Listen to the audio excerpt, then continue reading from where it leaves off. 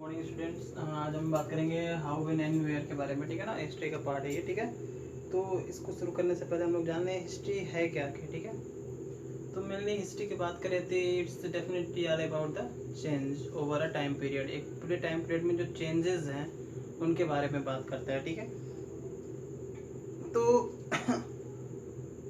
Past में हमारी चीज़ें कैसी थी।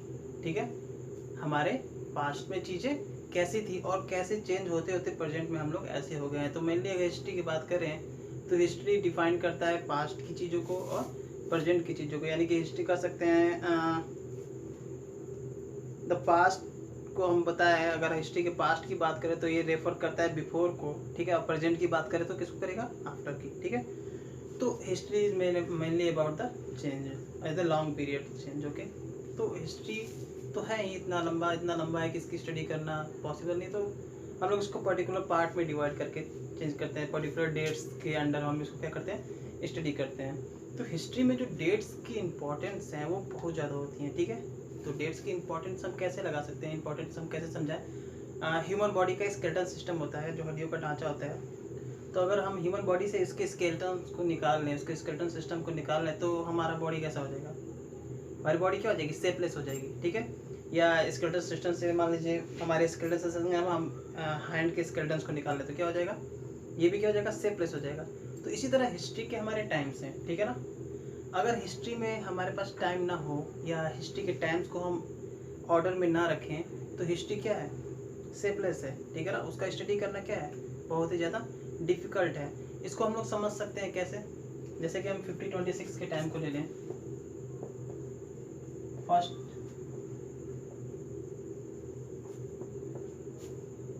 Battle of Panipat.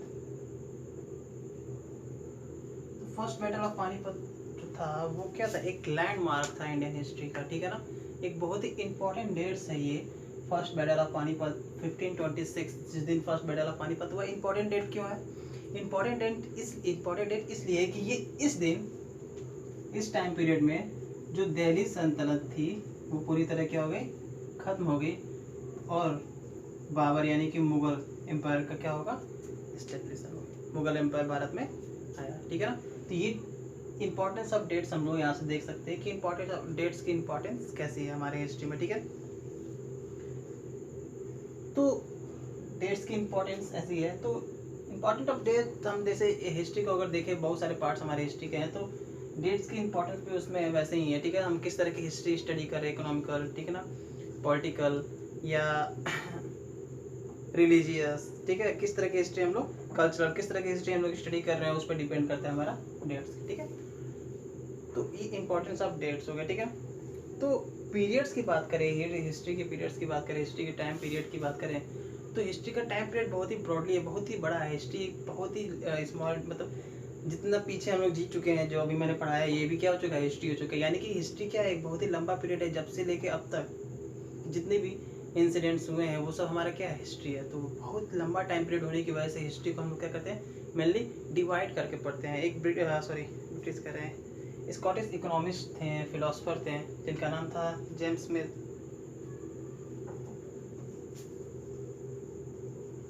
जेम्स मिल, इन्होंने एक बुक लिखी। ठीक है, 1817 में बुक लिखी। बुक का नाम था आपका history of British India, history of British India. ठीक है, तो इसमें इन्होंने इंडियन हिस्ट्री को मेनली 3 पार्टों में डिवाइड करके दिखा था, Hindu,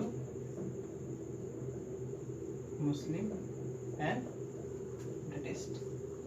Hindu, Muslim and British, 3 part में इन्होंने इंडियन हिस्ट्री को क्या किया था, डिवाइड किया था। और ये उस समय का सबसे ज़्यादा एक्सेप्टेबल डिवीजन था इंडियन हिस्ट्री का। बाद में साइंटिस्टों ने, हिस्ट्रियंस ने इसको और 3 पार्ट्स में डिवाइड करके डिवाइड किया, जिससे आज हम लोग मेडिवल, एंशिएंट, मेडिवल और मॉडर्न के नाम से जानते हैं। तो एंशिएंट एंड मेडिवल की बात करें तो इन दोनों को आप क्लास 6 और 7 में पढ़ चुके हैं। हम लोग नॉर्मल मॉडर्न्स के बारे में बात करेंगे। ठीक है ना, तो इस टाइम पीरियड को स्टार्ट करने से पहले थोड़ा सा ओवरव्यू उसका अगर हम लोग देख लें। ठीक है, इस टाइम पीरियड में मेनली हम लोग देखेंगे, ओवरव्यू में हम लोग देखेंगे 1707 से लेके 1947 तक के टाइम पीरियड को देखेंगे, ठीक है ना। ये हमारा कहलाता है मॉडर्न हिस्ट्री का टाइम, ठीक है। 1947 तक के टाइम्स को हम लोग मॉडर्न हिस्ट्री के टाइम पीरियड के नाम से जानते हैं। तो इस पीरियड्स के बारे में हम लोग पढ़ेंगे। तो इसको स्टार्ट करने से पहले छोटी सी चीज़ जान लें, ठीक है ना।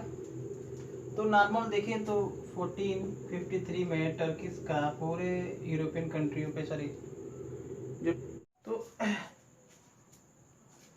ओवरव्यू देखते हैं हम लोग हिस्ट्री का, थोड़ा सा हम लोग ओवरव्यू देखेंगे। तो मैंने बताया कि लगभग 1453 तक क्या था, पोर्तुगीज का पूरा क्या था, सॉरी टर्किस का क्या था, पूरे यूरोपियन और ईस्टर्न कोर्ट पे, ईस्टर्न पार्ट में बिजनेस था, ठीक है ना। उन्हीं के सारे क्या थे, इस्टेब्लिश थे बिजनेस, ठीक है। लेकिन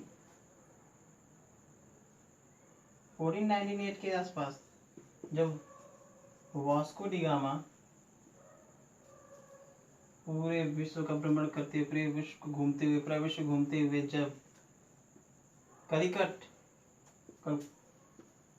पहुंचा भारत, जब इंडिया पहुंचा कलिकट नामक प्लेस पे, ठीक है। कलिकट नामक प्लेस पे पहुंचा इंडिया, वास्को डी गामा पूरे भारत की खोज करते हुए 1948 में पूरे विश्व को घूमते हुए वो कहाँ पहुंचा, कलिकट पहुंचा। और कलिकट पहुंचने के बाद वास्को डी गामा कौन था, वास्को डी गामा पुर्तगालीज था। कौन था, पुर्तगालीज था। तो उसने एक नया रास्ता खोज दिया, कहाँ से, यूरोप से भारत आने का, ठीक है ना। तो जब वो भारत आया तो उसने भारत से क्या हुआ, ट्रेडिंग करना। उसके बाद से भारत में क्या हुआ, यूरोपियन कंट्रीज का ट्रेड शुरू हो गया, ठीक है ना। लगभग सारी यूरोपियन कंट्री भारत से क्या करने लगी, ट्रेड करने लगी, बिजनेस करने लगी, ठीक है। मेनली देखा जाए तो उसमें पुर्तगालीज थे, ठीक है ना, इंग्लिश थे, डचेस थे, ठीक है ना, फ्रेंच थे, सब किस क्या करने लगे, भारत से बिजनेस करने लगे, ठीक है। मेनली एक टाइम पीरियड ऐसा आ गया जब सारी कंपनियां, डच, फ्रेंच, ठीक है, ब्रिटिश, ठीक है, सब आपस में क्या ना लगे, करने लगी, लड़ने लगी। ये लोग भारत में बिजनेस करने तो आए, तो उन्होंने भारत में बिजनेस तो किया है, साथ ही साथ भारत में अपने क्या बना, फोर्ट्स भी बना लिए, ठीक है ना। और प्लस ये लोग आपस में ही क्या करने लगे, लड़ने लगे। और लास्ट में कौन बचा, इंग्लिश ब्रिटिश इंडिया कंपनी बची, जिसने पूरे भारत पे राज भी किया और इन लोग को भी क्या किया, हराया, ठीक है ना। तो normal British east India company की बात करें तो भारत में उसका मेन मोटो क्या था, सिर्फ बिजनेस करना, क्या था, सिर्फ बिजनेस करना था। लेकिन धीरे धीरे टाइम पीरियड के अकॉर्डिंग इसने अपना इंटरेस्ट बदल लिया और वो धीरे धीरे क्या करना चाहा, उसकी महत्वाकांक्षा बढ़ती गई, उनकी क्या करती गई, लालच, ग्रीडीनेस बढ़ता गया। और धीरे धीरे वो क्या करना चाहे, पूरे भारत पे मास्टर बनना चाहते थे। धीरे धीरे वो क्या करना चाहते थे, फिर धीरे धीरे वो भारत का मास्टर बनना चाहते थे, और उन्होंने किया भी ऐसा लगभग।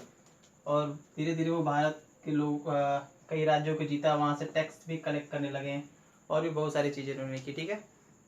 तो मॉडर्न हिस्ट्री में ये है, ऐसे ही शुरू हुआ modern history. Vasco D gamma के खोजने के बाद से बहुत सारी यूरोपियन कंट्रियाँ भारत में आके बिजनेस करने लगी। वो दोनों सारी आपस में लड़ी, ब्रिटिश जीते। उसके बाद नॉर्मल सारी कंपनियों का एम क्या था, सिर्फ भारत से बिजनेस करना। लेकिन जब ब्रिटिश जीत गया तो बिजनेस के अकॉर्डिंग उसने देखा कि यहाँ तो बहुत ज़्यादा प्रॉफिट है, तो धीरे धीरे वो क्या किया, यहाँ का मास्टर बनने की सोचने लगा और उसके बाद वो बन भी गया लगभग, ठीक है।